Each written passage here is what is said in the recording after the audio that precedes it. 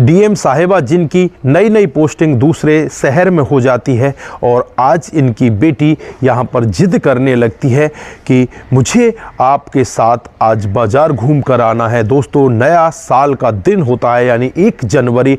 अब यहाँ पर अपनी बेटी की जिद के आगे डीएम साहिबा भी टूट जाती हैं और उससे कहने लगती है कि बेटा मैं आज जल्दी घर आ जाऊंगी, शाम को तुम्हें मैं अपने साथ लेकर जाऊंगी। दोस्तों, फिर शाम को डीएम साहिबा जल्दी अपने घर आ जाती हैं और अपनी बेटी को लेकर सादा कपड़ों में बिना किसी सिक्योरिटी के, बिना किसी गाड़ी के एक टैक्सी हायर करती हैं। उस टैक्सी में बैठकर बाजार में पहुंच जाती हैं। दोस्तों, वहां पर एक दुकानदार से वो सामान लेने लगती हैं। तभी वहां पर आकर एक पुलिस की गाड़ी रुकती है। पुलिस की गाड़ी में से एक सिपाही उतर कर आता है और यहाँ पर इस दुकानदार के साथ बदतमीजी करने लगता है। जब यहाँ पर ये मैडम इनका विरोध करती हैं तो मैडम को ले जाकर थाने के अंदर बंद कर देता है। दोस्तों, उसके बाद जो होता है कभी किसी ने कल्पना भी नहीं की थी। अगर आप लोग भी पूरी कहानी के बारे में डिटेल से जानना चाहते हैं तो वीडियो को जरा सा भी स्किप ना करें, लास्ट तक वीडियो को जरूर देखिएगा। दोस्तों, आगे बढ़ने से पहले मेरी वही रिक्वेस्ट कि जो हमारे चैनल के साथ नए हैं कृपया करके चैनल को फॉलो कर ले, बेल आइकन को जरूर प्रेस करें जिससे कि आगे की अपडेट आपके पास सबसे जल्दी आ सके। दोस्तों, ये कहानी एक छोटी सी लड़की की है जिसकी उम्र महज 8 साल होती है। 8 साल की उम्र में उसके पिता का देहांत हो जाता है और उसके बाद वो अपनी माँ के साथ रहने लगती है। जो माँ होती है इधर उधर दिहाड़ी मजदूरी करती है और दिहाड़ी मजदूरी करके बेटी को पढ़ाती है। बेटी पढ़ लिख कर एक दिन ऐसा नाम रोशन करती है, वो एक ज़िले की डीएम बन जाती है। दोस्तों, फिर उसकी शादी एक बहुत ही अच्छे घर में होती है। जो उसका पति होता है वो भी बहुत अच्छे ओहदे पर होता है। दोस्तों, धीरे धीरे करके उनकी शादी को कई साल बीत जाते हैं, उनको एक बेटी भी हो जाती है। डीएम साहिबा का जो रुतबा होता है, डीएम साहिबा के जो विचार होते हैं उनसे बहुत ज़्यादा लोग प्रभावित होते हैं क्योंकि डीएम साहिबा बहुत ही ईमानदार होती है। ईमानदारी के चलते हुए उनके ट्रांसफ़र होते रहते हैं। कभी किसी ज़िले में ट्रांसफ़र हो जाता तो कभी किसी ज़िले में ट्रांसफ़र हो जाता। दोस्तों, वो ईमानदार इतनी होती हैं क्योंकि ना तो वो किसी से घूस लेती और ना ही घूसखोरों को वो अपने पास रहने देती। दोस्तों, अब यहाँ पर नए साल से 1 दिन पहले ही उनका ट्रांसफ़र हो जाता है और ट्रांसफ़र होकर वो दूसरे शहर में पहुँच जाती हैं। उनकी 7 साल की जो बेटी होती है उनके साथ रहती है। जो उनके पति होते हैं वो दूसरे शहर में काम करते हैं। अब यहाँ पर डीएम साहिबा उस शहर में पहुंच जाती हैं। अगले दिन यानी 1 जनवरी को उनकी पोस्टिंग होनी थी, लेकिन यहाँ पर जो उनकी बेटी होती है वो जिद में अड़ जाती है कि माँ, मैं तुम्हारे साथ बाज़ार घूमना चाहती हूँ, मुझे कुछ खाना खाना है, मुझे कुछ सामान लेकर आना है। 7 साल की छोटी सी बच्ची होती है। अब माँ उसकी जिद के सामने टूट जाती है और उससे कहने लगती है कि बेटा मैं आज ज्वाइनिंग करके आती हूँ और उसके बाद मैं फिर तुम्हारे साथ बाज़ार चलती हूँ। लेकिन यहाँ पर बेटी बहुत ज़्यादा जिद कर बैठती है कि माँ मुझे अभी चलना है। फिर बेटी को समझाती है और फिर कहती है कि बेटा मैं बहुत ही जल्दी आ जाती हूँ। फिर वो अपनी जो गाड़ी होती है डीएम की, उसके साथ सिक्योरिटी गार्ड वगैरह होते हैं, वो सब उन्हें लेकर दफ्तर में पहुँचा देते हैं और वहाँ पर अपनी ज्वाइनिंग करने के बाद थोड़े ही समय में वहाँ से वापस चलने लगती हैं। जो और भी वहाँ पर लोग बाग उनसे मिलने के लिए आ रहे थे उनसे कहती हैं कि तुम कल मुझे मिलना। जो ऑफिसर रैंक के लोग बाग होते हैं उनसे भी यही कहा जाता है कि मैं सबसे कल मिलूँगी, आज मुझे बस अपनी बेटी की ड्यूटी करनी है, मुझे उसके साथ बाज़ार जाना है। दोस्तों, ये सब कहकर जो डीएम साहिबा होती हैं अपने घर पहुँच जाती हैं और जो उनके साथ सिक्योरिटी होती है, जो सरकारी गाड़ी होती है, उस सबको छोड़ देती हैं और कहती हैं कि मैं आज फ्री बिल्कुल ऐसे जीवन जीना चाहती हूँ जैसे मैं आज एक सामान्य इंसान हूँ, सामान्य लेडी हूँ। इसी तरह से मैं अपनी बेटी के साथ रहना चाहती हूँ। आप लोग यहाँ से जा सकते हो, आज तुम्हारी छुट्टी है, कल दोबारा से फिर मेरे को ज्वाइन कर लेना। जो उनके साथ सिक्योरिटी गार्ड वगैरह होते हैं उन सबको छुट्टी दे दी जाती है।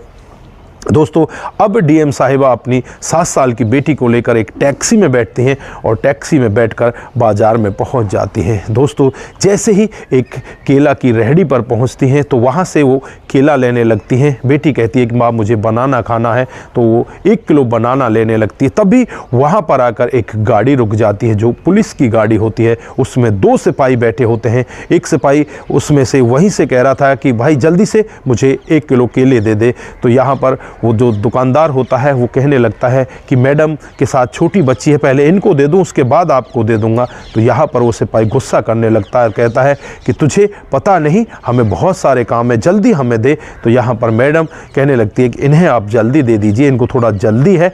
जैसे ही वो रेहड़ी वाला उनको केला देकर आता है, वो वहाँ से चलने लगते हैं। तो रेहड़ी वाला उनसे कहने लगता है कि साहब पैसे तो देते जाइए, मेरे छोटे छोटे बच्चे हैं, मैं उनको क्या खिलाऊंगा अगर इस तरह से मैं फ्री में केले बांटने लगा।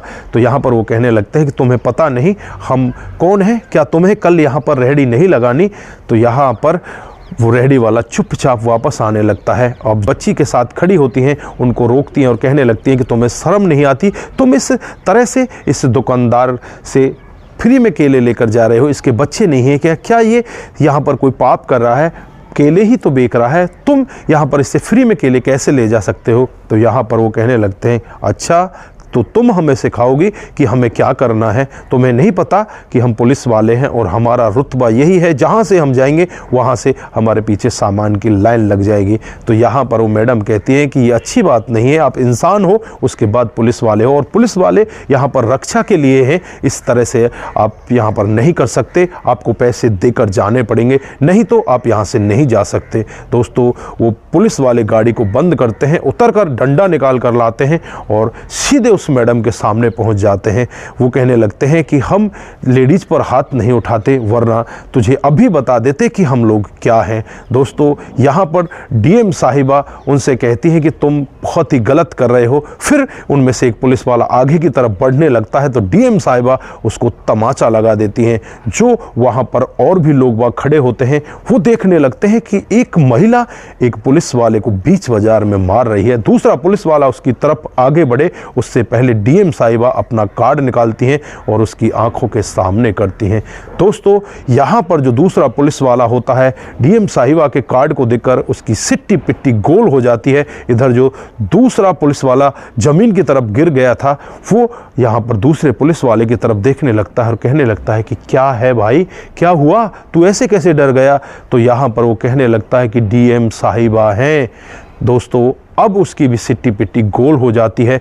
यहाँ पर जो अड़ोसी पड़ोसी दुकानदार होते हैं वो भी इकट्ठा हो जाते हैं। सभी लोग यहाँ पर कहने लगते हैं कि इन दो पुलिस वालों की वजह से हम लोग बहुत ज़्यादा परेशान, आए दिन हमसे ये पैसे लेकर जाते हैं जो अवैध हैं और आए दिन हम लोगों को इसी तरह से परेशान करते हैं। दोस्तों डीएम साहिबा तुरंत ही यहाँ पर वहाँ के जो थाने के इंचार्ज होते हैं उनको बुलाते हैं, उनको फ़ोन करते हैं और कहते हैं कि इन दोनों को गिरफ्तार करिए और गिरफ्तार करके इन्हें जेल के अंदर बंद कीजिए, आज मैं इनको सस्पेंड करके जा रही हूँ। दोस्तों यहाँ पर जब एसएचओ साहब पहुँचते हैं तो एसएचओ साहब भी एक बार सोचने के लिए मजबूर हो जाते हैं कि साधारण भेष में डीएम साहिबा कैसे घूम रही हैं। दोस्तों उसके बाद यहाँ पर जो आसपास के लोग खड़े होते हैं सभी डीएम साहिबा की वाई वाई करने लगते हैं। लोग यहाँ पर ताली बजाने लगते हैं और कहने लगते हैं कि डीएम साहिबा आपका बहुत बहुत धन्यवाद।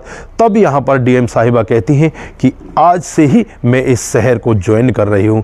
दोस्तों उसके बाद जो शहर के लोग होते हैं वो यहाँ पर बहुत ज़्यादा खुश होते हैं और कहने लगते हैं कि अगर डीएम साहिबा आप यहाँ पर रहोगी तो हमारा शहर एकदम स्वच्छ हो जाएगा। दोस्तों यहाँ पर डीएम साहिबा को लगभग 3 महीने ही रहने दिया जाता है। 3 महीने के बाद डीएम साहिबा का ट्रांसफ़र दूसरे शहर में कर दिया जाता है। लेकिन डीएम साहिबा आज भी जहाँ भी जाती हैं वहाँ पर उनका वही रुतबा होता है, उसी ईमानदारी के साथ वो काम करती हैं। तो दोस्तों ऐसी डीएम साहिबा के लिए आप लोग क्या कहना चाहते हैं?